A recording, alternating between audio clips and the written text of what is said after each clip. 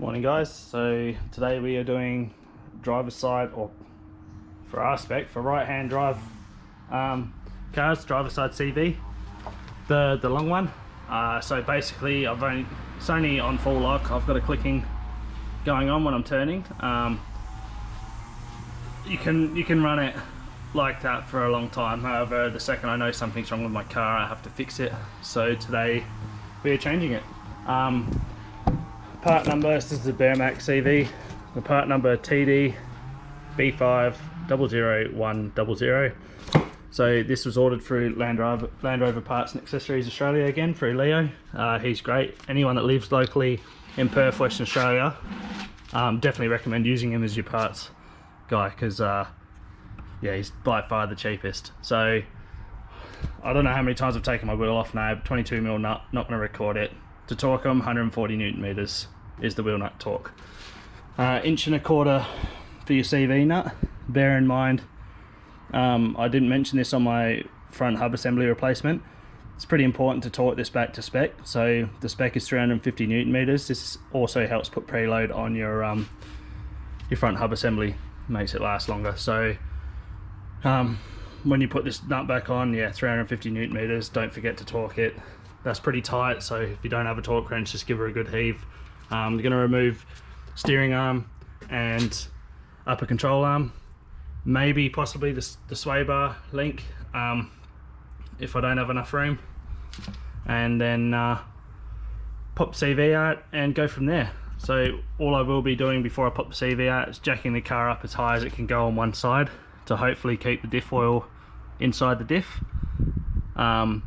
That just minimises how much oil that you're going to actually lose while you're doing this job. So if you have the car level, oil will obviously fall out where the axle slides in. If you jack it up on quite a steep angle, then generally you can get away with not losing any oil. Just a little tip for you guys. So I'm not going to bore you. I'm just going to put this whole thing until I got the CV out on time lapse, and you can just watch and we'll go from there. Chat to you soon.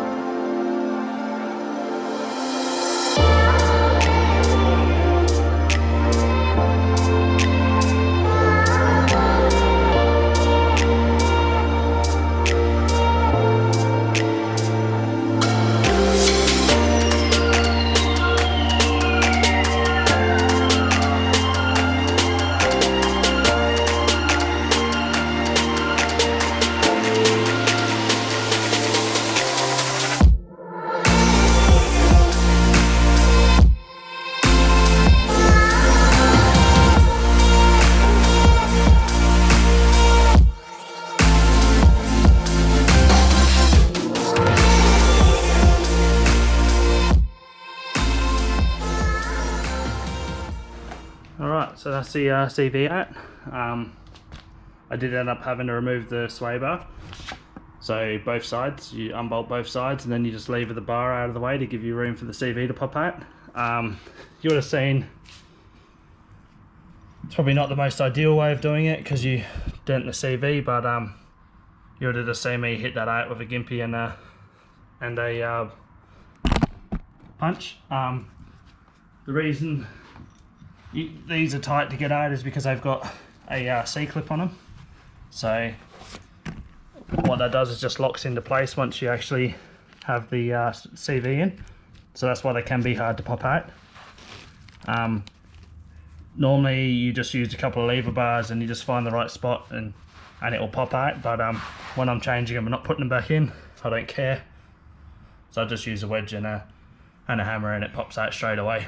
Get the convincer out. So you can see it a bit better on this new CV anyway. So that's the clip. and that's what keeps your CV from popping out of your diff center. Important thing to note when you do get new CVs is have had them in the past, not on this car but on other cars. The dust seal's not on them, and for cars that say like a Hilux back in the day, ones that didn't have ABS and traction control and ones that did, yeah, speed sensor ring is also not on there. So just yeah, make sure that they're exactly the same and that all the relevant parts are coming with it as well. So to pop this in is pretty much the same thing. You want a rubber mallet. I don't have one, so I end up using a normal hammer and probably a block of wood. You just lube this end up and the clip. Make sure it's mated into the teeth on the diff, and then you pretty much just give it a couple of smacks so it pops in, and you'll know once it's all the way in because this dust seal will sit over the outer diff seal itself. So that's probably the easiest way for you to know, is make sure that that's seated all the way in. So I'm just going to get to that now. As you can see, I didn't actually lose any oil just because I jacked it up on one side, which is yeah, my preferred way of doing it.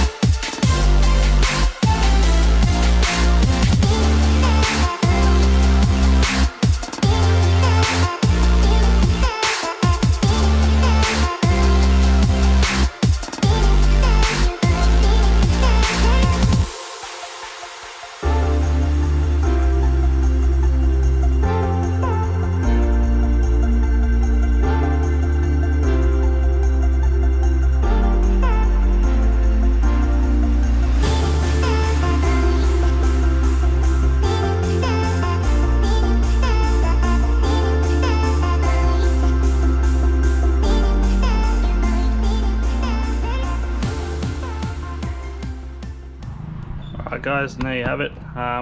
So end result was sway bar off on both sides, left and right, 18mm and a 5/16 to hold the knuckle from turning. So 18 5/16 for your sway bar, 18mm for your upper control arm, and an Allen key bolt. But if you keep pressure on the knuckle, normally you can crack this off without using an Allen key. 18mm for your steering arm as well, 1.25 inches for your CV nut, 10mm for your ABS and brake line so you can get some extra sway.